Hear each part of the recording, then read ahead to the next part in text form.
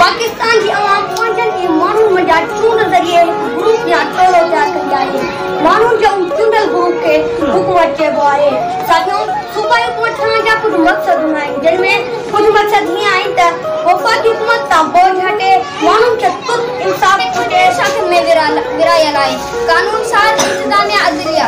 कानून साज़ उहा सूबे लाइ कानून जोड़ींदी आहे ऐं कानून में फेरफार तरमीम कंदी आहे। मिसाल तौर हर ॿार खे स्कूल ज़रूर वञणु घुरिजे।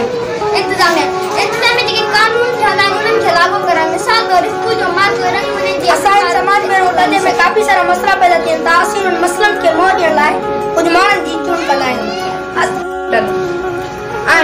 आइन हिकु अहिड़ो कानून हूंदो आहे जंहिं मुताबिक़ मुल्क हलायो वेंदो आहे। सूबाई हुकूमत टिनि शाखियुनि में विरहायल आहे: कानून साज़, इंतिज़ामिया, अदलिया। कानून साज़ उहा सूबे लाइ कानून जोड़ींदी आहे जिन में फेरफार या तरमीमूं कंदी आहे।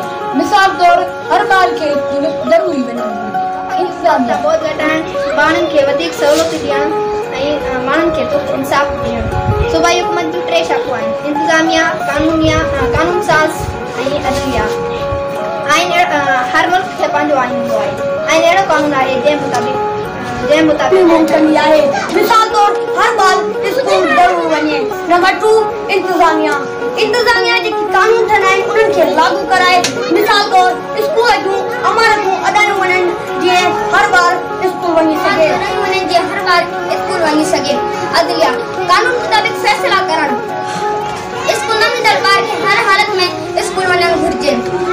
इंतिज़ामिया हुकूमत